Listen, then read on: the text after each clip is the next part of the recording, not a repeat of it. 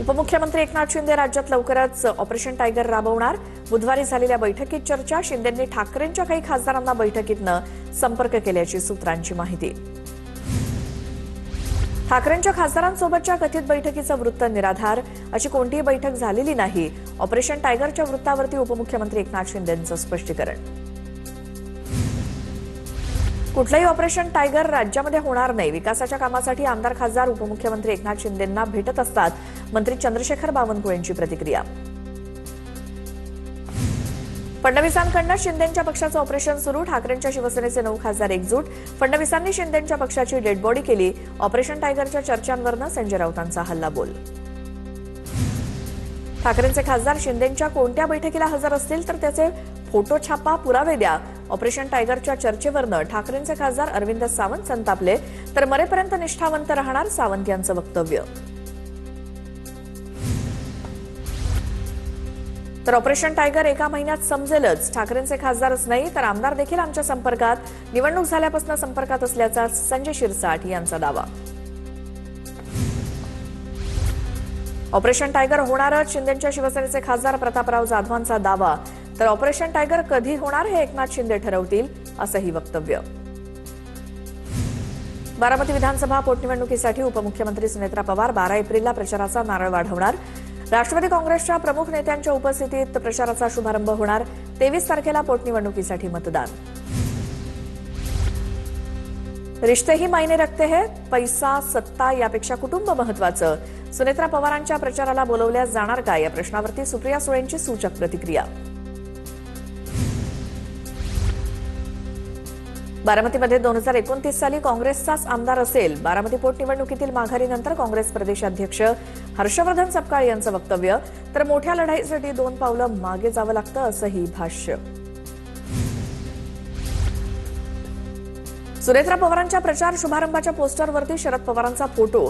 बारामती पोटनिवडणुकीच्या पोस्टरवरती पवारांचा फोटो। पोस्टरवरनं काही वेळातच फोटो हटवला। काही दिवसांपूर्वीच फोटोवरनं पवारांनी आक्षेप घेतला होता। परवानगीशिवाय शरद पवारांचे फोटो वापरणं गैर। पवारांच्या राष्ट्रवादीचे नेते विकास लवांडेंची प्रतिक्रिया। तर पवारांचे फोटो लावणाऱ्यांनी माफी मागितली पाहिजे, अशी देखील मागणी। महाविकास आघाडी बारामतीसाठी सगळं करू शकते तर राहुरीसाठी का नाही? शेवटी दोन्ही परिस्थिती एक समानच होत्या। सुजय विखेंची राहुरी पोटनिवडणुकीवरनं महाविकास आघाडीवर टीका।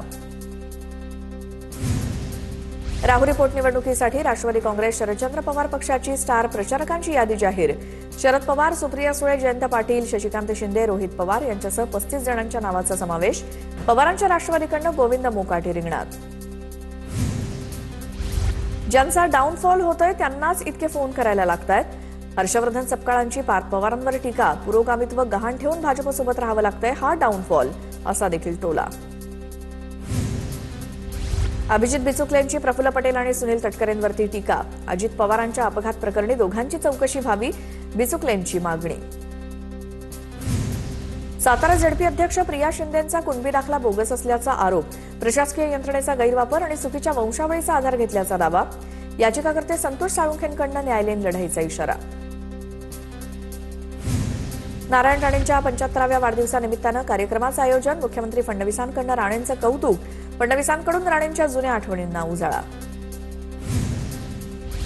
सिंधुदुर्ग जिल्ह्यातील राणे पॅटर्न राणेच दाखवू शकतात। रवींद्र चव्हाणांचं नाव घेत सुनील तटकरेंची टोलेबाजी। जिल्हा परिषदेची निवडणूक बिनविरोध कशी करायची हे राणेंनी मला शिकवावं, मला रायगडसाठी मदत होईल, तटकरेंचं वक्तव्य। मुंबई गोवा महामार्ग मे महिन्याच्या अखेरीस पूर्ण होईल, केंद्रीय मंत्री नितीन गडकरींचं वक्तव्य। तर महामार्गाच्या उद्घाटनाला जाणार नसल्याचं भाष्य। बुलढाण्यात आजी माजी आमदारांमध्ये जुंपली। आमदार संजय गायकवाड आणि माजी आमदार विजयराज शिंदे यांच्यामध्ये आरोप प्रत्यारोप। विजयराज शिंदेंनी अनेक मुलींवरती लैंगिक अत्याचार केले, संजय गायकवाडांचा गंभीर आरोप। तर संजय गायकवाडांनी आदिवासी आणि मागासवर्गीय मुलींचा अवमान केला, त्यांनी माफी मागावी, विजयराज शिंदेंचं उत्तर। आयटी कंपनीतल्या धर्मांतर प्रकरणातील 5 आरोपींना न्यायालयीन कोठडी, तर ऑपरेशन मॅनेजर अश्विनी चेनानीला 13 एप्रिलपर्यंत पोलीस कोठडी। 9 गुन्ह्यांचा एसआयटीकडून तपास सुरू। नाशिक आयटी कंपनीतील लैंगिक शोषण आणि धर्मांतराच्या प्रकरणात धक्कादायक माहिती। विशिष्ट पोशाख ट्राय कर असं म्हणत तरुणींना धर्मांतराकडे वळवलं जात होतं। वर्षभरापासून पीडितेनं लिपस्टिक लावणंही पूर्णपणे बंद केल्याची माहिती. नाशिकमध्ये भाजप युवा मोर्चाचं आंदोलन. आयटी कंपनीतील लैंगिक शोषण आणि धर्मांतराच्या प्रकरणी निषेध व्यक्त. कंपनीसमोरच भाजपच्या कार्यकर्त्यांकडून जय श्रीरामच्या घोषणा. नाशिकमधील धर्मांतर प्रकरणी मोडस ऑपरेंडी समोर. संशयित आरोपी तरुणींना कंपनीत कामाचं प्रेशर असल्यास दुसऱ्या व्हॉट्सअप ग्रुपमधनं मदतीच्या नावाखाली अज्ञात स्थळी किंवा काही फ्लॅटमध्ये बोलावून मुलींसोबत गैरवर्तन करायचे. कट्टरतावादी विचारातून तरुणींकडे धर्मांतराचा तगादा. विशिष्ट धर्मातील व्हॉट्सअपमधनं हे प्रयत्न सुरू असल्याचं पोलीस तपासात समोर. स्वतःला उच्च शिक्षित म्हणायचं आणि जिहादी शक्ती म्हणून काम करायचं.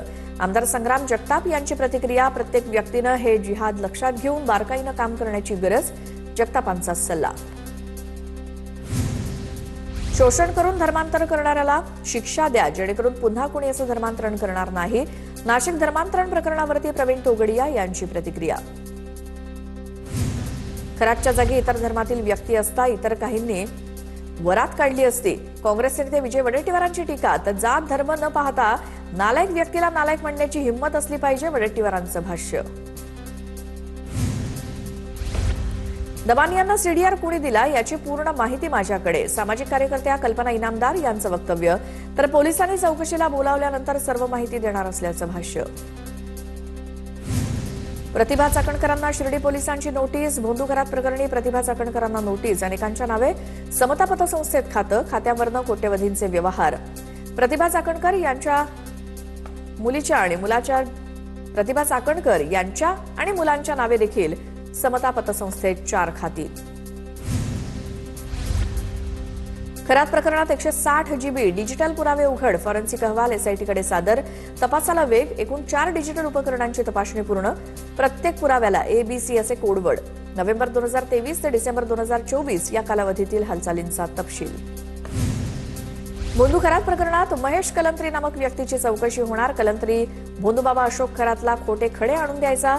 हेच खोटे खडे भोंदू खरात लाखो रुपयांना विकायचा. खरात कलंत्री कलेक्शन नेमकं काय याची देखील चौकशी होणार. खरातचा कथित सीए ललित पोफळेचीच खरात विरोधात तक्रार. धार्मिक विधीच्या नावाखाली 8,76,00,000 फसवणूक झाल्याचा आरोप. खरात विरोधात आणखी एक गुन्हा दाखल होण्याची शक्यता. भोंदू खरात प्रकरणात ईडी आणि आयकर विभाग ऍक्शन मोडवर. लवकरच खरातच्या मालमत्तांवरती धाड टाकली जाण्याची शक्यता. ठाण्यातील कार्यालयात ईडी आणि आयकर विभागाची संयुक्त बैठक. दोन्ही संस्थांमार्फत भोंदू खरातच्या कागदपत्रांची छाननी सुरू. राहता न्यायालयात कल्पना खरातच्या अटकपूर्व जामिनावर पुढील सुनावणी 16 एप्रिलला होणार. कल्पना खरात शिर्डी जमीन फसवणूक प्रकरणात आरोपी. शिर्डी पोलिसांनी आपलं लेखी म्हणणं न्यायालयात सादर केलं.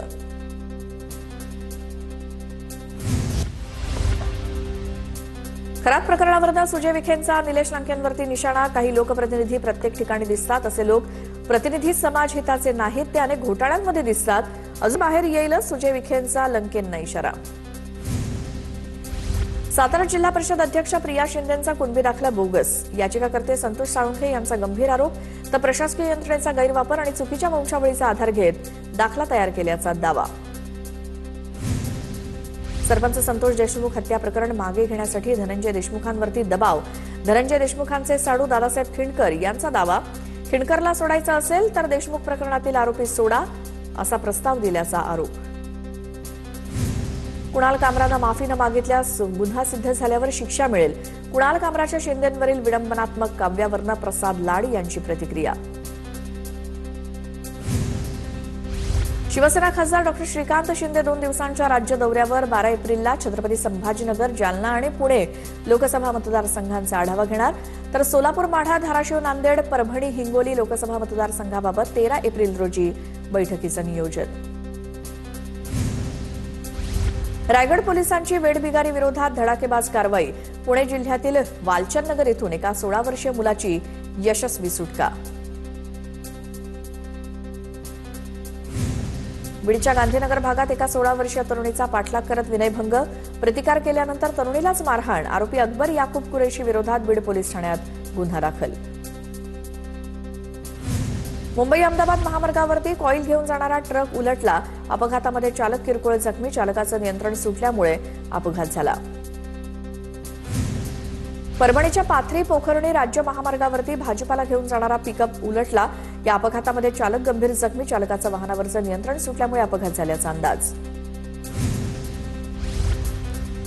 पालघरच्या बोईसरमध्ये पोलिसांचा स्पा सेंटरवरती छापा. स्पामध्ये मसाजच्या नावाखाली अनैतिक प्रकार सुरू असल्याचा प्रकार उघड. या कारवाईमध्ये 3 महिलांची सुटका तर स्पा व्यवस्थापक फरार.